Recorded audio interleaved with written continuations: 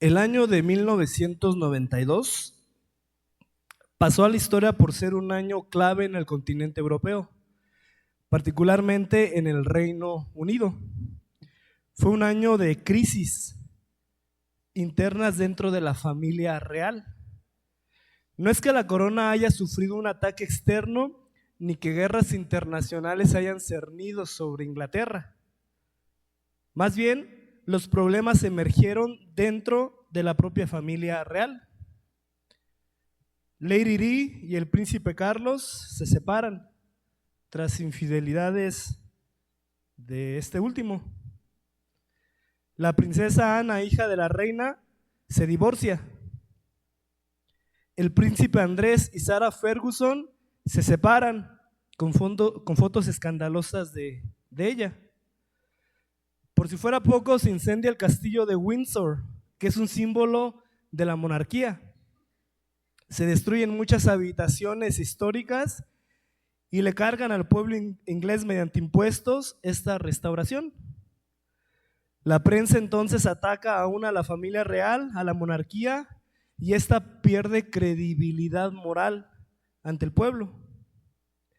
Todo esto llevó a la reina Isabel a emitir un discurso público en donde dijo lo siguiente: 1992 no es un año que recordaré con placer. En palabras de uno de mis corresponsales, ha resultado ser un annus horribilis, un año horrible. Esta frase, annus horribilis, pasó a la posteridad y se introdujo a la cultura pop. Y se esgrime cada vez que se habla de una crisis que viene desde el interior, no desde el exterior, sino crisis internas. Crisis internas que revelan debilidades y pecados que nadie quiso ver. Dios les bendiga, hermanos. Nos encontramos en el estudio sistemático de la primera carta a los Corintios. Una carta que hemos visto es sumamente eclesiástica, es decir, que aborda cuestiones tocante a la organización de la iglesia, pero también a la situación moral de la misma.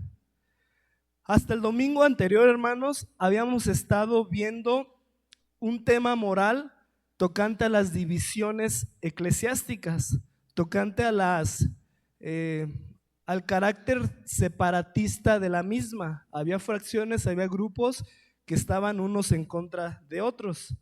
Y Pablo le invirtió los primeros 4 capítulos a abordar este tema. Pero Pablo ya cerró este tema. Hasta la ponencia anterior, Pablo abre otro tema sobre otra situación que la iglesia está atravesando. Y este otro aspecto, que ya no es la división, es la pasividad de la iglesia ante un pecado severo, que es el incesto. Un hombre, pues, mantenía relaciones sexuales con la esposa de su padre, con su madrastra. Y la iglesia, que era conocedora de ese pecado, nunca hizo nada. Pablo entonces comienza a abordar esta situación de índole moral y aprovecha este tema para precisar algo que previamente había instruido a la iglesia de Corintios, pero que aparentemente, por lo visto en carta, la iglesia de Corintios había malinterpretado. Pablo precisa cuál debe de ser el entendimiento que los corintios deben de tener a la hora de tratar el pecado impenitente de un cristiano y a la hora de tratar el pecado impenitente de un no cristiano. El día de hoy, pues, la predicación lleva por título La última expresión de amor. La última expresión de amor. Abran sus Biblias, hermanos, en el libro de Primera de Corintios, capítulo 5, versículos del 9 al 13, por favor. Primera de Corintios, capítulo 5, versículos del 9 al 13.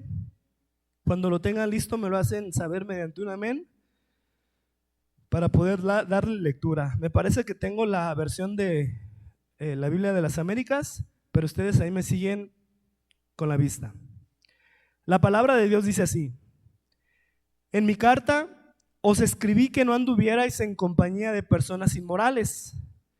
No me refería a la gente inmoral de este mundo, o a los avaros, o a los estafadores, o a los idólatras, porque entonces tendríais que salir del mundo, sino que en efecto os escribí que no anduvierais en compañía de ninguno que, llamándose hermano, es una persona inmoral, o avaro, o idólatra, o difamador, o borracho, o estafador. Con ese ni siquiera comáis. Pues ¿por qué he de juzgar yo a los de afuera? ¿No juzgáis vosotros a los que están dentro de la iglesia? Pero Dios juzga a los que están afuera. Expulsad de entre vosotros al malvado. Amén. Vaya pasaje, ¿verdad? Bien. Pablo comienza diciendo: en mi carta les escribí que no anduvieras en compañía de personas inmorales. La carta a la que se refiere el apóstol es una carta previa que él había mandado a la iglesia de Corintios. No es esta primera a los Corintios. Es una carta previa de la que hasta el día de hoy no se ha encontrado. La historia no la resguardó.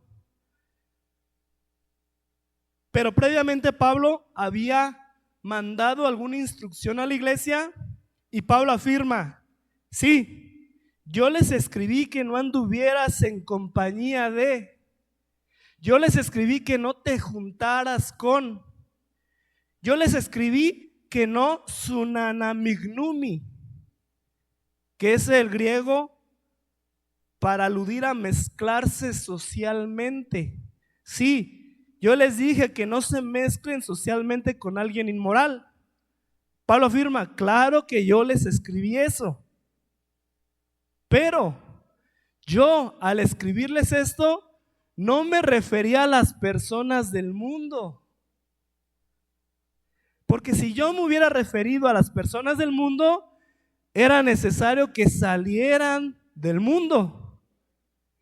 No, cuando yo les dije que no se juntaran, que no se mezclaran, que no anduvieran con ese tipo de personas inmorales, me refería a aquellos que se llaman cristianos, que se identifican como hermanos y que aún identificándose como hermanos son fornicarios, son avaros, son maldicientes, son idólatras. Yo, dice Pablo, no quise ordenarles que no se juntaran con los pecadores de este mundo, es decir, con las personas que no tienen una relación con Dios, con los avaros, con los estafadores, con los idólatras, porque insisto, tendrían que haber salido del mundo, tendrían que haber sido como los anacoretas, estos cristianos del siglo IV y siglo V que pertenecieron al movimiento monacal de la iglesia primitiva y que se refugiaban en las periferias de la ciudad, allá en cerros, allá en cuevas, para entonces leer la escritura y orar, y se aislaban de la sociedad. No, Pablo les dice: justamente eso es lo que les mando a que no hagan.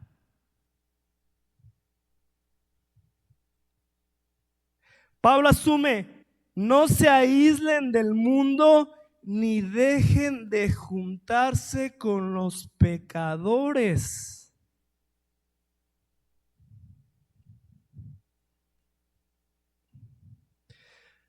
A ver, hermanos, esta es la primera instrucción. No tengas, cristiano, barreras tan inflexibles con el mundo de forma tal que te lleven a aislarte de Él. Cristiano, no tengas barreras tan inflexibles con el mundo de forma que te lleven a la antipatía.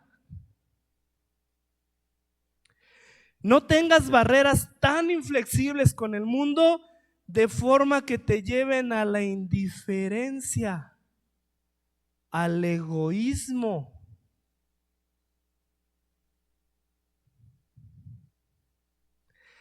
A ver, hermanos, síganme con cuidado. El cristiano tiene una responsabilidad para con el mundo, que es dar evidencia de lo que ha ocurrido en el interior de su corazón.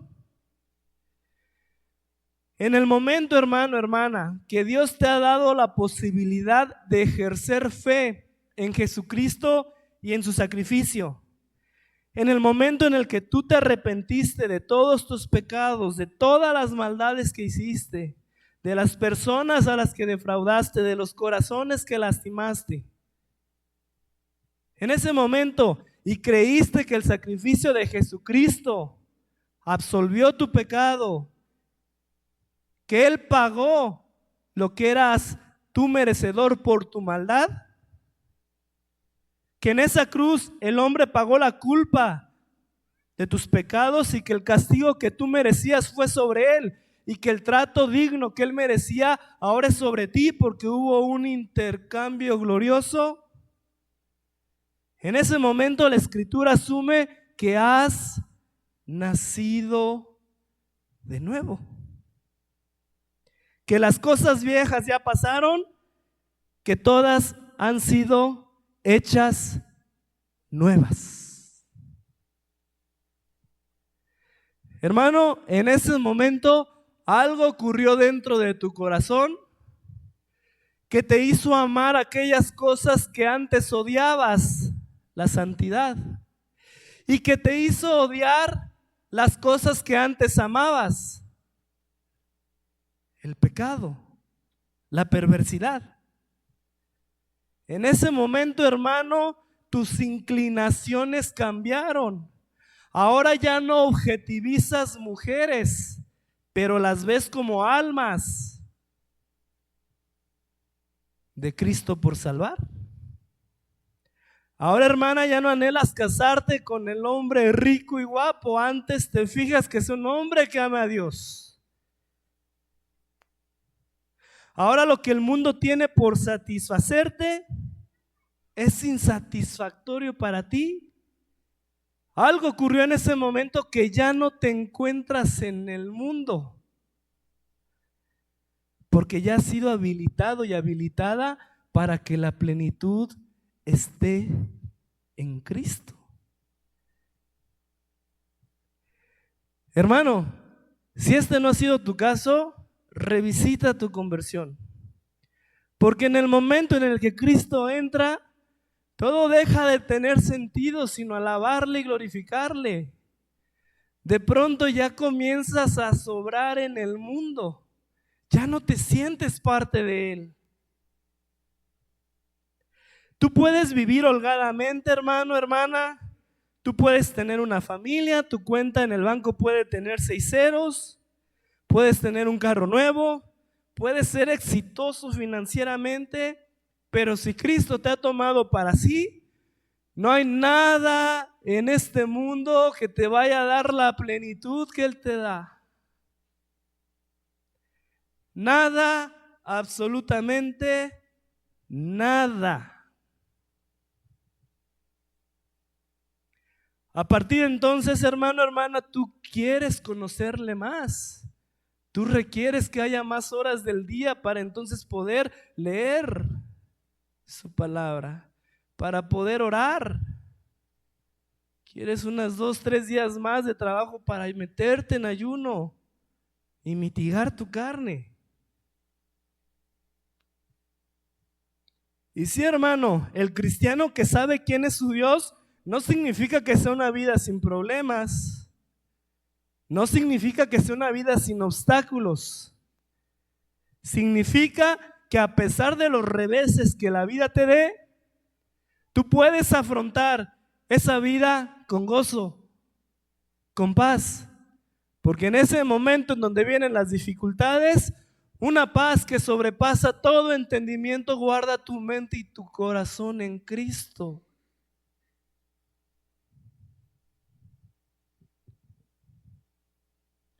En ese momento, hermano, hay luz en ti.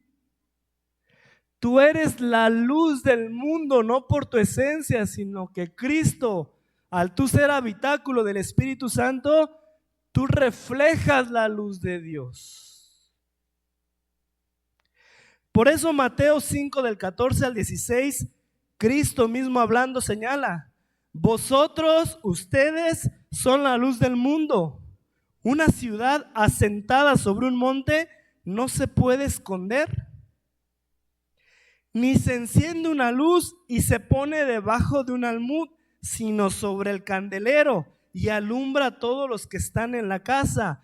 Así alumbre vuestra luz delante de los hombres, para que vean vuestras buenas obras y glorifiquen a vuestro Padre que está en los cielos.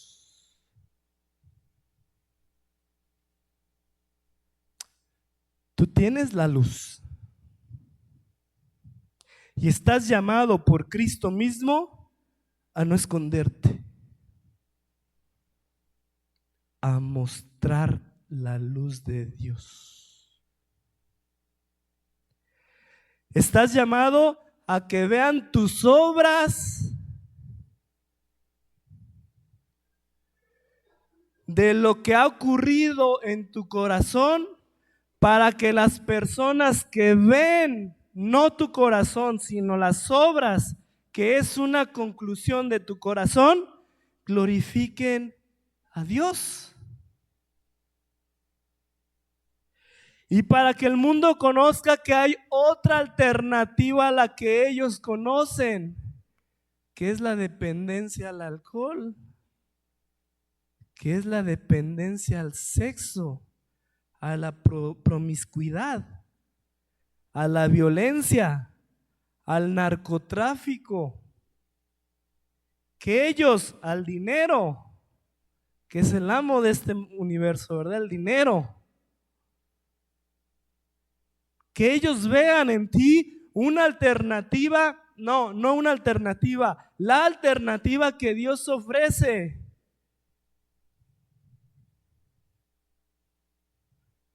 La plenitud en Cristo, no sin problemas, no sin dificultades, sino a pesar de los problemas y las dificultades, encararlos como un hijo de luz. Estás entonces comisionado por Cristo a mostrar esas obras, a hablarlas, a creerlas, a vivirlas, a publicarlas en tu Facebook, en tu WhatsApp. Claro, porque ahora la narrativa se desarrolla en las redes sociales. El mundo está ahí. Y el mundo es tan diligente que por ahí promueve su vida licenciosa. Tú tienes personas de tu trabajo, vecinos, que se jactan de la embriaguez que se meten cada semana con un desparpajo. Bueno, tú estás llamado a contrapuntear eso, a subir las fotos de cuando estamos aquí en la iglesia, pegando tabiquitos, lijando ahí sillitas, todos contentos, hermanos, con la música que no se escuchaba por cortar el... Estás llamado a mostrar esa vida, porque el mundo está atento.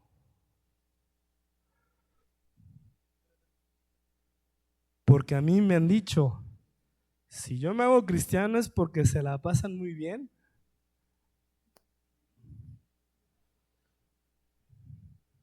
A mí me lo han dicho. Pero los otros cristianos religiosos, presumido. No. No, hermanos, estás llamado a mostrar la luz, a usar los medios que el mundo está teniendo ahorita, usar esos medios, pero con la luz. a vivir una vida santa, a vivir una vida diferente, a mostrar al mundo sí se puede. Pero hermanos, ¿cómo podríamos compartir esas obras si nos aislamos del mundo?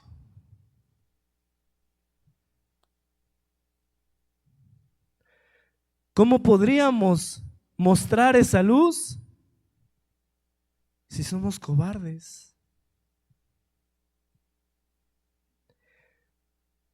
Porque la cobardía es la característica que encabeza la lista de Apocalipsis 25:8 de los que no heredarán el reino de Dios. El día que alguien predique sobre lo nocivo y lo pecaminoso que es la cobardía, en ese momento tendremos una iglesia valiente, pujante, atrevida, mostrando la luz.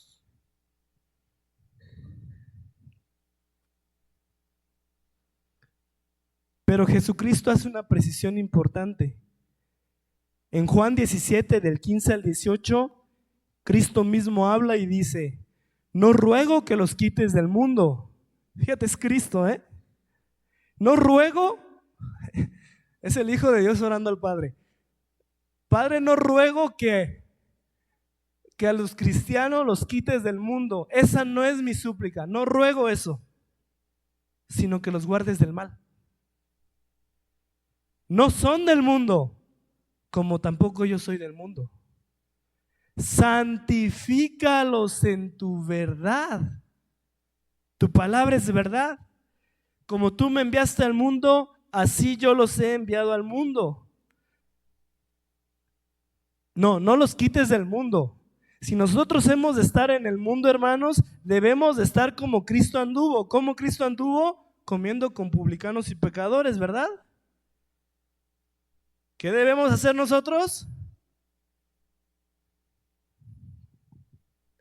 Entonces, esas ideas nocivas, sectarias, de no te juntes con el mundo porque te pueden contaminar, pues son más cobardes que bíblicas a la luz de lo que estamos viendo. Ahora, Cristo comió con publicanos y pecadores, pero siempre compartiendo el evangelio. Pero siempre guardándose del pecado. Si tú vas a hacer luz, no es para que compartas tú las tinieblas de los que vas a iluminar. Porque si tú, hermano, estás con el mundo y hablas como el mundo y actúas como el mundo y piensas como el mundo y tienes los mismos objetivos que tiene el mundo, es porque eres del mundo. No, el cristiano está para estar en el mundo y ser luz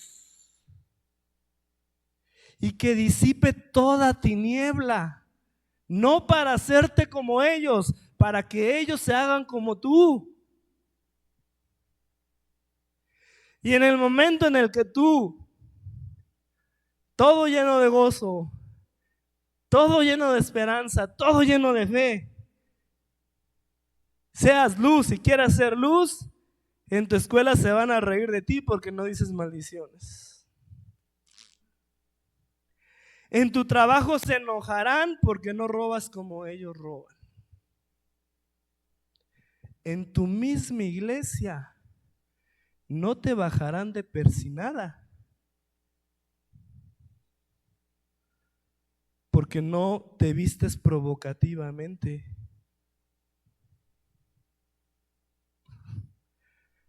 Como las mujeres en el mundo se visten. En tu misma iglesia no te bajarán de persinada. En tu misma iglesia no te bajarán de legalista porque no te compran tu vida mundana y ligera. Te dirán es que es un asunto de conciencia, todo es de conciencia. Y como hay madurez espiritualmente, tenemos derecho a maldecir. Tenemos derecho a decir comentarios sexualizados de hombres y mujeres porque es de conciencia. Yo soy maduro en la fe. No, tú eres una mundana. Tú eres un mundano. Tú te estás dirigiendo por tu carne. No es que quieres pasar como espiritual, pero no.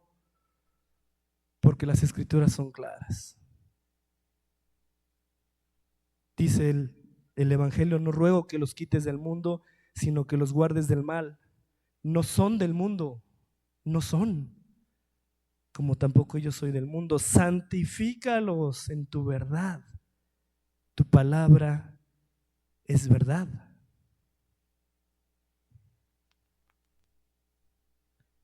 Hermanos, si ellos se divierten con alcohol, nosotros nos divertimos sin él. Yo nunca he escuchado carcajadas más sabrosas y que retozan de alegría como las cristianas, hermanos. Si ellas se visten de forma sensual y provocativa para llamar a la atención de los hombres, tú no. Tú con decoro, tú con santidad. Si ellos escuchan narcocorridos y música que promueve valores anticristianos como el narcotráfico, como la opulencia, como la mundanalidad, como la lujuria, tu música que adora a Dios, o al menos que tenga principios cristianos como amor, lealtad, etcétera. Hermanos, si hay una mentira que se ha introducido en nuestra iglesia, es que cuando la iglesia se parezca más al mundo, entonces el mundo será alcanzado por la iglesia. Mentira, mentira, mentira, mentira.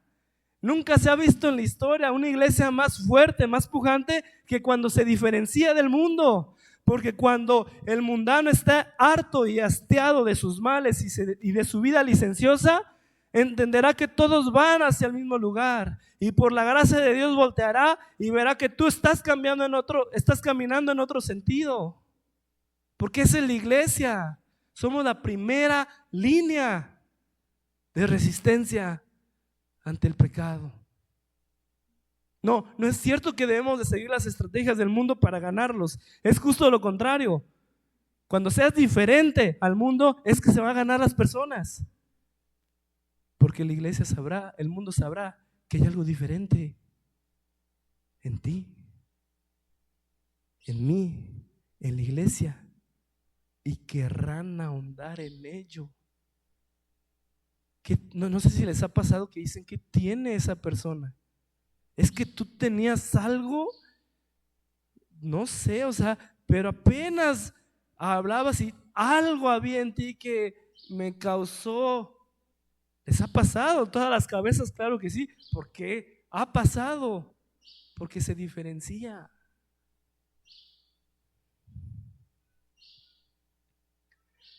Pablo entonces concluye: al escribirles que no se juntaran con ningún moral, no me refería a ningún inmoral del mundo. Yo me refería, dice el de Tarso, al inmoral que se llama hermano, y que aún llamándose hermano es avaro, es idólatra, es difamador, es borracho, es estafador.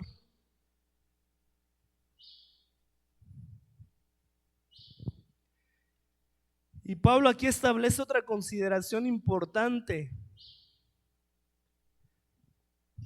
Y pues ¿cómo va? Pablo dice, y enójate con Pablo, no te enojas conmigo: no tengas comunión con aquel cristiano, con aquella cristiana que se llama cristiano, que se llama cristiana y que esté practicando un pecado impenitente. Es decir, un pecado del que no se quiere arrepentir. Y Pablo es fuerte: con el tal ni siquiera comas.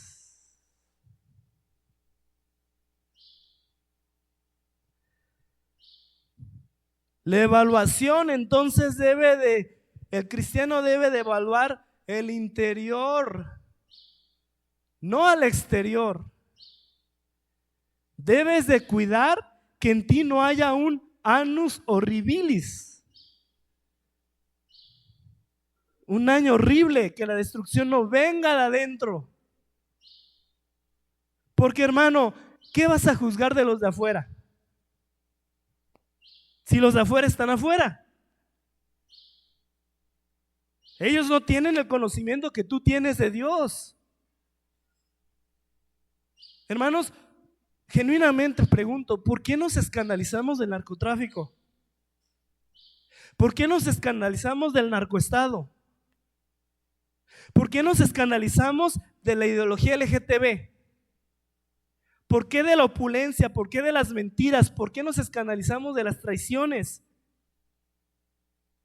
Hermanos, el mundo no conoce otra cosa que eso.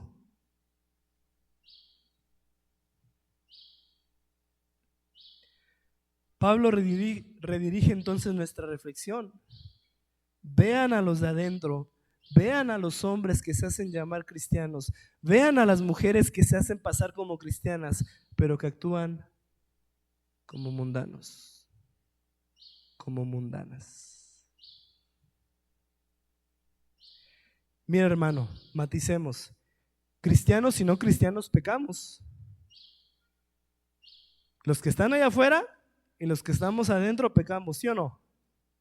Porque si usted no peca, ahorita saco mi Biblia para que me la firme, me tomo una foto, la subo al... No, pecamos. Ambos cometemos injurias en contra de Dios, hasta ahí estamos de acuerdo. La diferencia es que el cristiano lucha con su pecado. El mundo no. La diferencia es que cuando el cristiano peca, le duele profundamente. No hay nada peor. No hay nada peor para un cristiano genuino que estar lejos del Dios que lo salvó.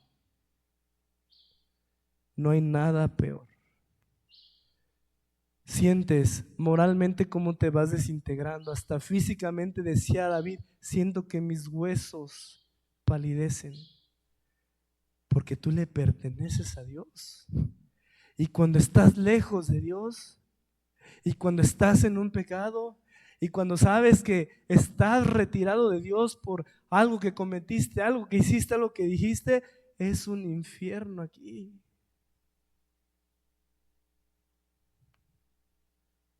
Algo pasa que no soportas el dolor, que no soportas estar mal con tu Dios, porque te duele, porque el Espíritu Santo está siendo contristado por tus decisiones, por tu negligencia.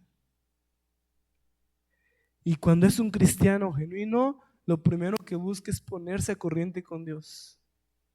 De inmediato quiere pedir perdón, de inmediato quiere restablecerse, de inmediato va al liderazgo. Por favor, ayuden con mi vida, oriéntenme, denme consejos, me sujeto a disciplina, algo, porque necesito comunión con Él.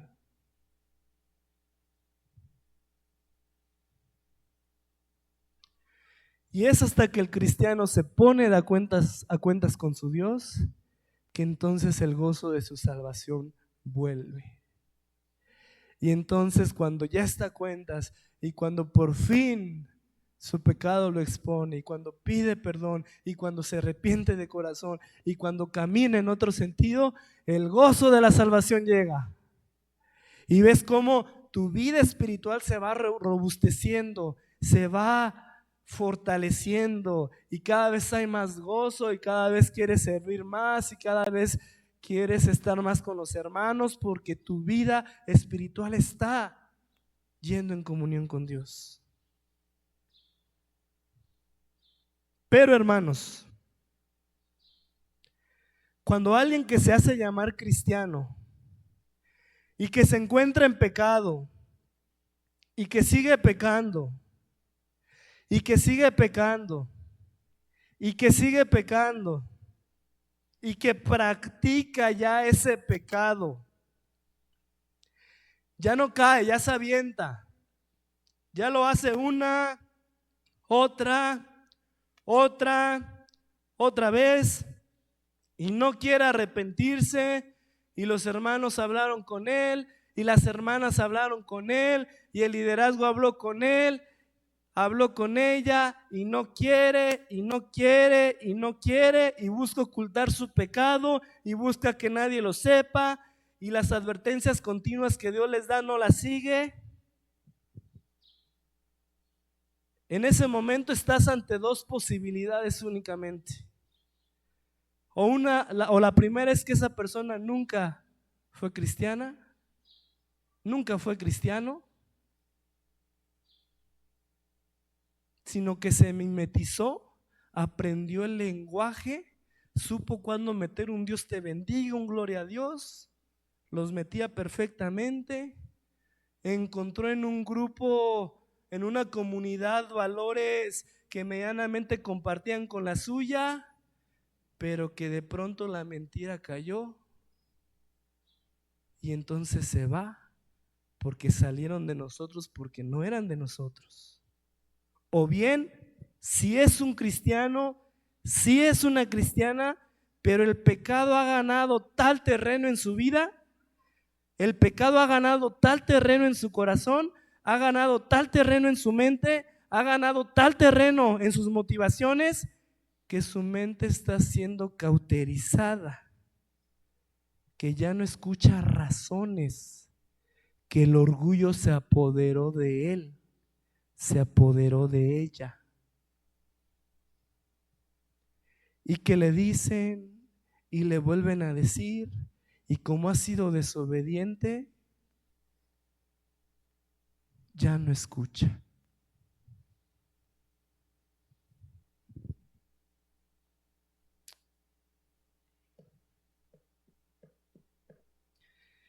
Y como ese hermano o esa hermana no se ha arrepentido, le queda a la iglesia brindarle la última expresión de amor, que es expulsarlo, que es expulsarla de la congregación.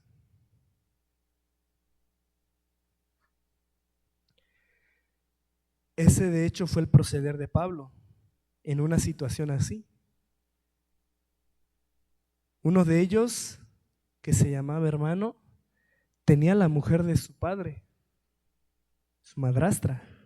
Y la palabra tener viene del griego ejó, que significa constancia, es decir, esta persona mantenía relaciones sexuales continuas. No es que una vez haya caído, no, vivía en una vida licenciosa en relaciones sexuales con su madrastra.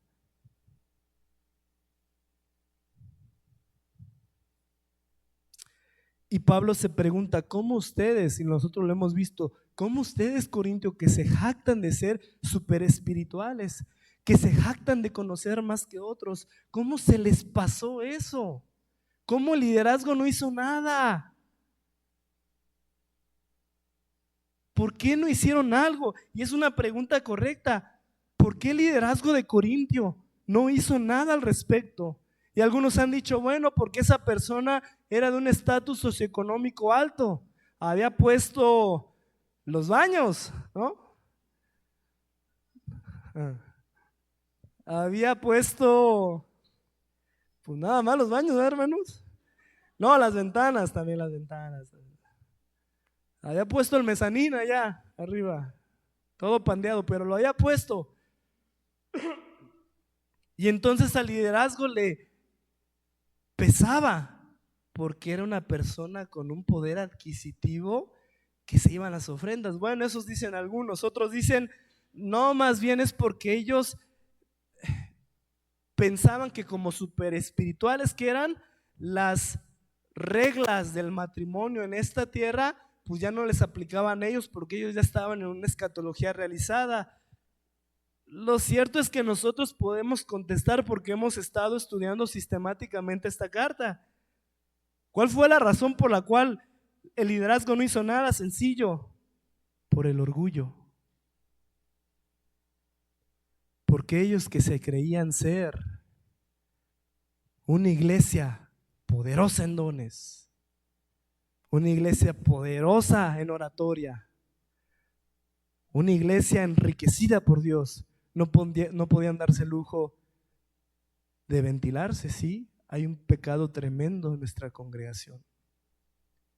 ¿Sabe, hermano? Dios nos cuide. Ore por este liderazgo. para que no tengamos temor de aplicar disciplina.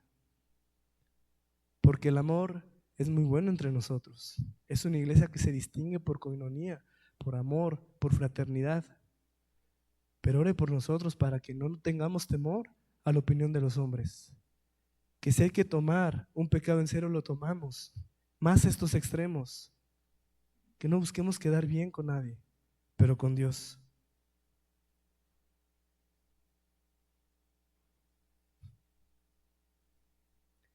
Y entonces Pablo, cuando se sorprende, no han hecho nada. Pablo pa' prontito, porque él era así, él. Yo ya he juzgado, ya me enteré de la situación, pues, vamos. Y él dice, reúnanse ustedes, yo estoy ausente en cuerpo, pero presente en espíritu, es decir, yo no estoy con ustedes físicamente, pero ya sé la situación, sé que es real, y ya me puse de acuerdo con ustedes, y entonces dictamina lo siguiente. Pablo dice, el tal sea entregado a Satanás para destrucción de la carne, a fin de que el espíritu sea salvo en el día del Señor.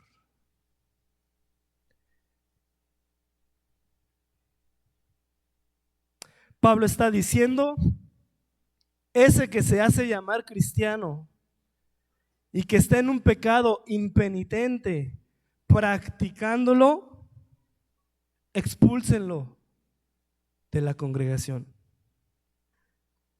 ¿Cómo sabemos que eso significa expulsar? Porque en el versículo 13 señala, quitad ese perverso de entre vosotros. Pablo está diciendo, yo ya juzgué el caso, y a esa persona hay que darle la última expresión de amor, que es quitarlo de la congregación. Y antes de que ustedes digan, qué excesivo, qué falto de amor, ¿por qué Pablo era tan duro? ¿Por qué nosotros debemos de actuar así? Permíteme darte unas reflexiones al respecto. Imagínate, hermana, que dentro de la congregación se encuentra un hermano que es sexualmente inmoral y que la iglesia no haya hecho nada y que su pecado de inmoralidad transmutó, mutó y que ahora le gusten los niños. Porque así comienzan los pedófilos. No comienzan con gustándole una, no, comienzan con desviaciones y ese pecado es tan perverso que va incrementando hasta que ya hay todas estas parafilias. Imagínate, hermana, que dentro de la congregación tú sepas que hay un pedófilo. ¿Sería falto de amor nosotros expulsarlo y que no se quiera arrepentir? ¿Sería falto de amor nosotros expulsarlo? ¿Usted se sentiría a gusto con un pedófilo aquí adentro que no quisiera arrepentirse de su pecado y que la iglesia no hiciera nada? Bueno, Leo, es que tienes tendencia a irte a extremos y bueno, hermana, hermano, ciertamente este pecado es estridente, pero para Dios todo pecado impenitente tiene un efecto, porque dice un poco de levadura leuda toda la masa, lo que significa que el pecado contamina.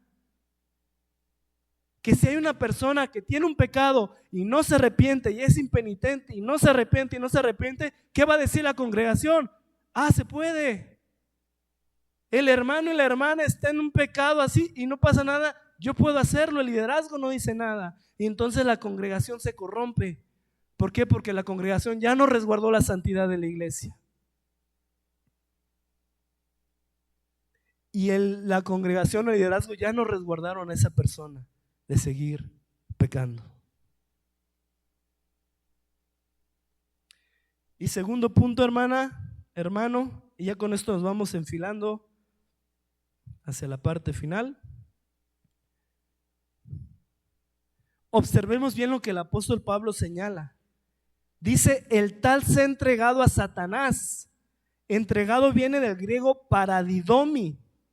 Y en todas las veces se usa este vocablo para darle un sentido legal, para entregar a alguien bajo custodia.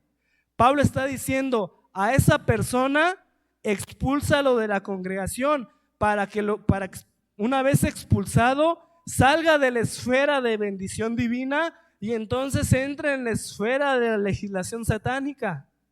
Y él, estando bajo la jurisdicción de Satanás, le va a infligir dolor y muerte, porque el Satanás es lo que busca, matar y destruir. Pero al final Dios va a obrar su propósito a través de Satanás mismo, como lo vemos en Job. Dios obrará a través de esa legislación satánica para darle la última oportunidad de arrepentimiento.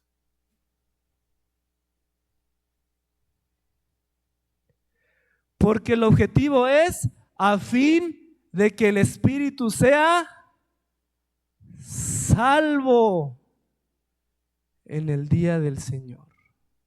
Por tanto, la corrección no únicamente es destructiva, no únicamente es correctiva, que sí, corrige. La disciplina bíblica es también constructiva, porque construye. Porque el objetivo final no era denle su merecido por portarse mal, no. El objetivo era póngalo bajo la jurisdicción satánica, para que, siendo acusado y siendo directamente por Satanás, Dios sobre soberanamente sobre él y venga el arrepentimiento. Y esa persona regrese a Dios para que en aquel día sea salvo. De hecho, eso fue lo que pasó. Nosotros vemos en 2 de Corintios que lo expulsaron y la persona se entristeció tanto y la persona se sintió tan marginada, tan sola, se dio cuenta de lo que había perdido, se dio cuenta de cómo Dios retiró su mano y lo puso bajo la jurisdicción satánica, y esa persona, dice la Escritura, se arrepiente. Y más aún, la palabra dice, dice Pablo, bástele a esa persona ya, suficiente, perdónenle, consuélenle, confírmenlo en amor, porque se arrepintió. Porque esa es la última expresión de amor. El objetivo siempre va a ser tu alma. Hermano, estos son casos muy extremos, muy graves. No significa que tú el día de hoy yo te puedo decir, los que estamos aquí hemos pecado. El que está acá arriba es el primero, ¿eh? No significa que estoy pecado, me van a expulsar. No. Significa que cuando tú peques y si no te arrepientes y si no escuchas las advertencias y si no ves el amor de los hermanos que te quieren ayudar y sigues pecando y eres ya cínico y eres ya cínica, entonces Dios mismo va a tratar con tu vida.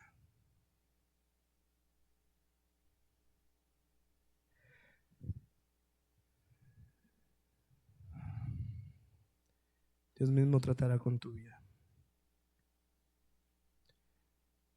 Hermanos, nosotros tenemos una forma de entender la disciplina que la creemos bíblica. Abran sus Biblias, por favor, ya con esto finalizo. En Mateo capítulo 18. Mateo capítulo 18.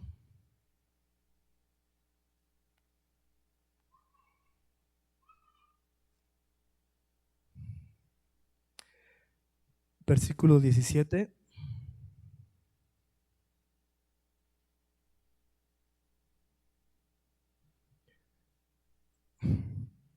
Versículo 15, perdón. La Escritura señala: por tanto, si tu hermano peca contra ti, ve y repréndele estando tú y él solos. Si te oyere, has ganado a tu hermano. Mas si no te oyere, toma aún contigo a uno o dos, para que en boca de 2 o 3 testigos conste toda palabra. Si no los oyera a ellos, dilo a la iglesia.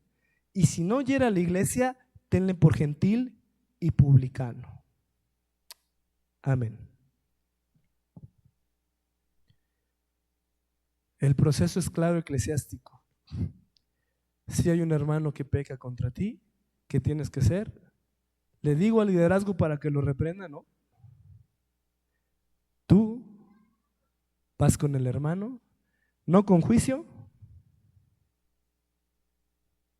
no con ganas de Decirle hasta de lo que se va a morir. No con odio, con amor, para reconvenirlo a que deje de pecar. Y si cuando tú lo confrontas, él asume, has ganado a tu hermano.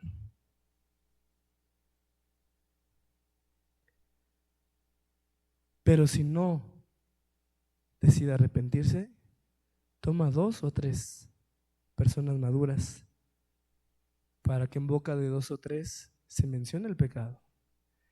Y entonces se va haciendo cada vez más gradual. Y si esa persona afirma, sí, he pecado, has ganado a tu hermano. Pero si esa persona sigue en pecado, la Escritura señala, llévalo al liderazgo, llévalo a los ancianos. Y si no, llévalo a la iglesia. Y si aún así, llevándolo ante todos, no quiere, expúlsalo. Porque esa es la última expresión de amor para que se arrepienta. Hermanos, con esto finalizo. Yo no sé, sinceramente no sé por qué me tocan pasajes así. No creo que está planeado, pero ya llevo 2 o 3 que dices, ya les voy a caer gordos, yo sé. Pero miren, hermanos,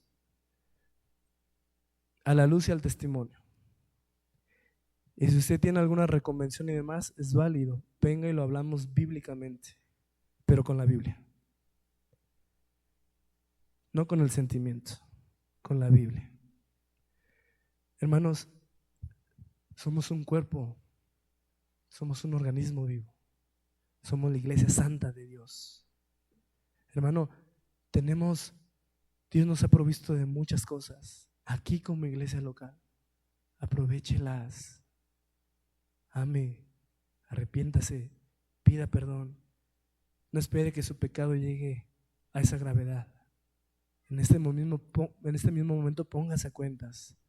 Y liderazgo, seamos fuertes, seamos sabios, seamos personas íntegras y démosle el peso específico a lo que nos toca para ser aprobados en aquel día. Le voy a invitar que se ponga de pie, hermano.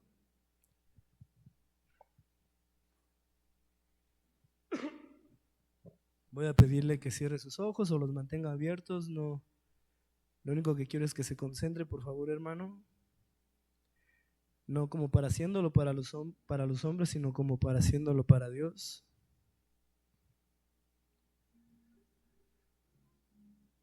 Hoy, mi Dios amado, quiero pedirte primeramente por mí, que soy pecador. Porque no puedo pedir por otros sin antes no me pongo a cuentas yo, mi Dios. Perdona mis pecados. No permitas, mi Dios, que me envanezca a ese punto, mi Dios. Es muy feo cuando tú mismo, Dios, tratas con nosotros. Mi Dios, habiéndote pedido perdón por mis pecados, te pido. Oro, mi Dios, por esta iglesia. No permitas que ningún pecado, Señor, que estén teniendo llegue a esas últimas consecuencias. Lastima al cuerpo, se lastima a esa persona. Te pido santidad en sus vidas, mi Dios. Te pido que si están cometiendo un pecado, ya paren. Solamente tú puedes hacerlo, mi Dios. Ya paren, mis hermanos, ya paren, mis hermanas. Que se tomen en serio, Señor, lo que dice la Escritura. Porque tú no mientes. Hoy quiero pedirte, hermano, que ahí desde donde estás, en tu oración sincera, no como para los hombres, pero como para Dios, le pidas al Señor que te conceda un arrepentimiento genuino. Tú sabes en qué estás pecando. Tú sabes en qué estás fallando. Que si tienes que ponerte a cuentas con un hermano, lo hagas ya. Que pidas perdón, que tengas humildad. Que si hubo una falla y demás, el amor cubre multitud de pecados. Pide perdón y perdona a quien el mal te hizo, hermanos. Y si tu caso ya necesita un discipulado, ya necesitas, ve con el liderazgo, ve con un hermano maduro. Pero no te permitas llegar a esa instancia. Mi Dios, hoy te pido por el pecado que la iglesia y yo hemos cometido, mi Dios. Perdónanos, genuinamente concédenos, Señor, por tu gracia y misericordia, un perdón, un arrepentimiento de corazón. Queremos ser puros, queremos ser santos, queremos distinguirnos, queremos diferenciarnos, no para gloria nuestra, pero para gloria tuya, para que los demás viendo esto te glorifiquen a ti. Te honramos, te alabamos, mi Dios. Sea bendito tu nombre. Y yo sé que a mis hermanos les darás, que tu Santo Espíritu está obrando. Yo sé que tu Santo Espíritu está obrando en sus corazones. Señor, arrepentimiento genuino. Deja ya de pecar, hermano. En el nombre de Jesús te lo pido. Deja ya de seguir practicando ese pecado. En el nombre de Cristo Jesús. Amén.